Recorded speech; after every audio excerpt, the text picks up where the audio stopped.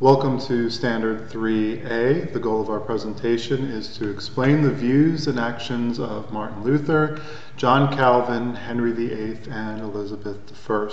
These are the protesters and the reformers that we referred to in our preview of Standard 3, the people whose actions resulted in the splintering of Western Christianity into the many different Protestant groups. So we'll take a look at the reasons for the breakup and for the effects and further actions. Our essential understanding: for centuries the Roman Catholic Church had little competition in religious thought and action in Western Europe. Going back to the fall of the Roman Empire, the Romans had spread Christianity into Western Europe, and after the fall of Rome for the next 1,000 years, the church was really the dominant social, economic, and political force. It really didn't have a lot of competition, and during that time it acquired quite a bit of power. But sort of like people and sort of like, I'm saying about a sports team, if you don't have a lot of competition, if a business isn't being forced to innovate, if a team isn't forced to improve, the lack of competition caused the church to become resistant to change, and that resistance led the reformers and the protesters, our Protestants, to push for changes, and that led to the birth of these new political and economic and religious institutions that we know as the Protestant Reformation.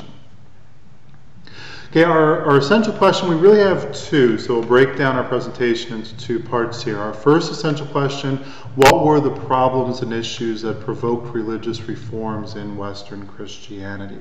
Okay, so we're going to take a look at what were the actual things that caused Luther and Henry VIII and Elizabeth and John Calvin to feel the need to protest and push for reforms.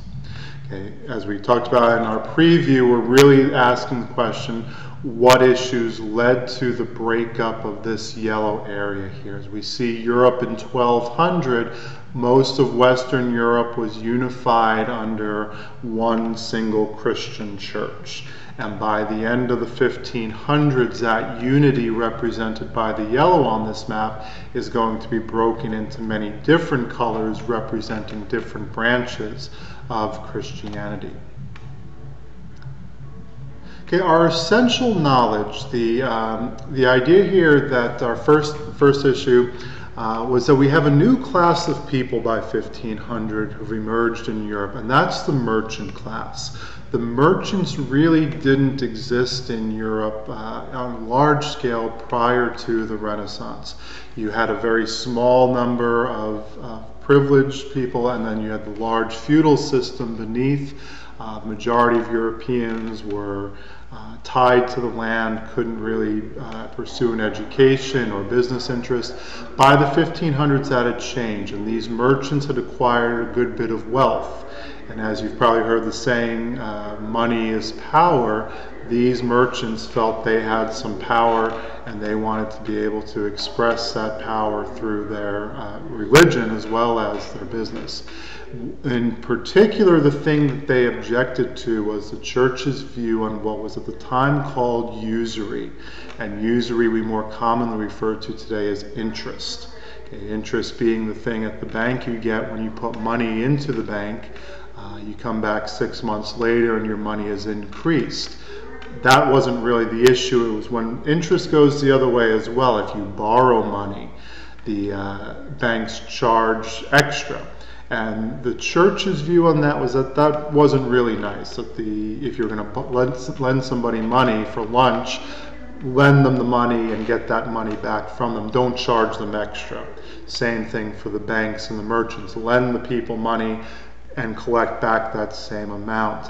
Of course, the merchants and bankers were saying, we're not a charity, our purpose is to make money. If we're going to lend you $100 today, we want $110 back in 6 months. Okay, our second issue had to do with the control of the church, and this was tied to a feeling of nationalism that was building in Europe during this time. In particular, the Germans and the English, their nobles, okay, the upper classes, They were in particular upset that it just seemed that Italians dominated the control of the church. It is true, for centuries, only Italians were elected pope. And in Catholicism, sort of the belief that the Pope was chosen by God, the English and the Germans were scratching their heads and saying, hey, can't God love us once in a while? Can't we get a Pope? And the fact that we never had a Pope other than from Italy was causing a lot of anger, especially in Germany and England. In fact, it wasn't until the 1970s that a non-Italian Pope, Pope John Paul II, who came from Poland, more recently now we have non-European Pope for the first time. Okay, so that's all changed in recent times, but 500 years ago and continuing well into the last century, Italians dominated the church, and that rubbed a lot of people in the rest of Europe the wrong way. That sense of nationalism, pride in their own country was hurt. Okay, the church was the great power, and we can almost think about it as teenagers. We tend to rebel against whatever the power is, whether that's the teacher in class, our parents at home, a coach on the team, or a captain on the team. It tends to be human nature to push against and challenge the person or institution in power.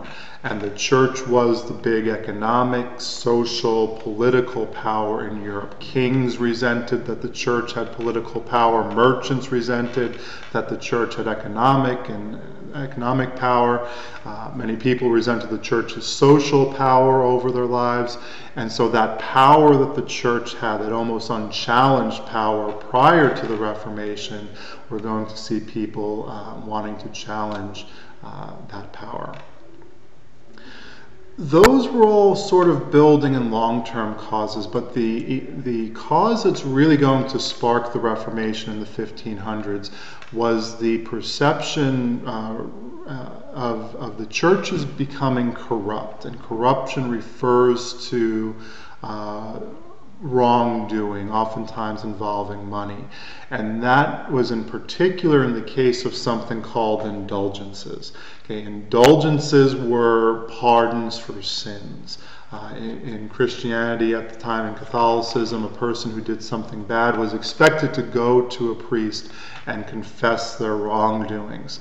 Indulgences was kind of a backdoor way to get around that. Instead of going and truly repenting and being sorry for the wrongdoing, people could pay money. And of course, that was largely just the wealthy who could afford that. In our picture here, we see people lined up and they're paying money for this piece of paper that pretty much paid for their forgiveness. They could even pay for forgiveness of dead relatives or people who had gone before them. And that perception that the church was selling the religion, that didn't sit well with a lot of these protesters, a lot of these reformers. We'll meet some of them in a moment. And that was a big source of the conflict. So this term indulgences and the selling of those indulgences was a big source of conflict. Okay, our second essential question, and this will break down into our second part here, were what were the beliefs and the actions of our four main, and there were many others, but these are the four that we're responsible for in the standards. What were the beliefs of Martin Luther, John Calvin, Henry VIII, and Elizabeth I? And we'll take these reformers one by one here. Our first one, and our guest joining me over my shoulder here. This was actually a puppet made by a student. We have here Martin Luther. Martin Luther joining us here, and we see Martin Luther is responsible for the idea of Lutheranism. I had to pause there for afternoon announcements. The idea of Martin Luther was a Catholic monk for most of his early life, and he wasn't just the guy who didn't want to go to church on Sunday. He had very strong feelings about the direction that his religion should take. Chief among them was the belief that salvation, the going to heaven, was by faith alone. I should take a moment here just to say that I'm not at all a religious expert. I'm not pretending to be a religious expert, talking about these things historically. He believed that faith alone, it wasn't a matter of actions, it wasn't a matter of racking up enough good deeds, but faith alone got a person into heaven. The Bible was the sole religious authority, not the Pope in Rome, and a belief that all humans were equal. We see Martin Luther here with his action represented up here in the puppet as well. He wrote an important historical document called the 95 Theses, and that list of complaints was really the start of the Protestant movement in Europe. Luther was the first Protestant. He was the first to take make the separation from the church. He was followed later on by other protesters. One of them is John Calvin and his belief in Calvinism. Calvin believed in many of the same things as Martin Luther, but he also had additional things like predestination. And predestination was a religious belief that your religious fate, whether you'd go to heaven or not, had already been determined. Some Calvinist groups today believe, for example, that only a certain number of people alive today go on to heaven and everyone else doesn't. That's an idea of predestination.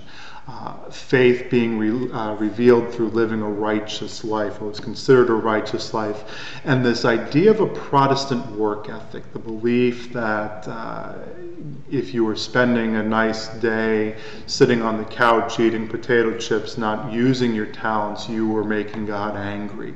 You needed to be busy, you needed to be active all the time.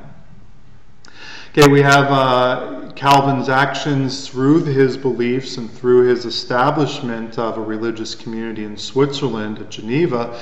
He really expands the Protestant movement beyond Martin Luther. Henry VIII will spend a bit of time in class. Henry VIII, his view had to do with divorce. Henry VIII, as we'll see, wanted a divorce from his wife, Catherine of Aragon, whom he'd been married to for over 20 years. The Catholic Church didn't allow divorce, and therefore Henry makes the decision to dismiss the authority of the Church, gets rid of the power of the Pope in Rome, and he's going to establish his own national Church of England. Okay, he's going to appropriate, one of our vocabulary words. To appropriate means to take, usually without legal authority, Catholic church lands. He said, I'm the King of England, I'm going to take these church lands and make them my own. Okay, so Henry was followed by his daughter, Elizabeth. Okay, and under Elizabeth, the Church of England, which had been more of the Catholic Church light. Henry pretty much did away with the Pope, but kept most of the Catholic Church tradition. The more formal Anglican Church is established under Queen Elizabeth and continues today as the official Church of England. After Henry, there was a long period of religious dissension, a lot of bloodshed. Elizabeth is going to kind of calm that down in England through a policy of religious tolerance, allowing people to practice their own religions in England, provided that they recognize her and the Anglican Church as the religious authorities. We also will see an event called the Spanish Armada, where the Spanish King Philip is going to take it upon himself and on Spain to convert England back to the Catholic Church. And as we'll see, the Spanish Armada, the Spanish Navy, is sunk, okay, and never succeeds in making it to England to accomplish its goal. Okay, the establishment of the Anglican Church and the policy of religious of tolerance towards religious dissenters are all actions of Elizabeth. Okay, and that pretty much wraps up our discussion here of Standard 3A. We will spend quite a bit of time talking about these four individuals in class. So if we have any additional questions, we'll be happy to address those in class or through our Google Docs.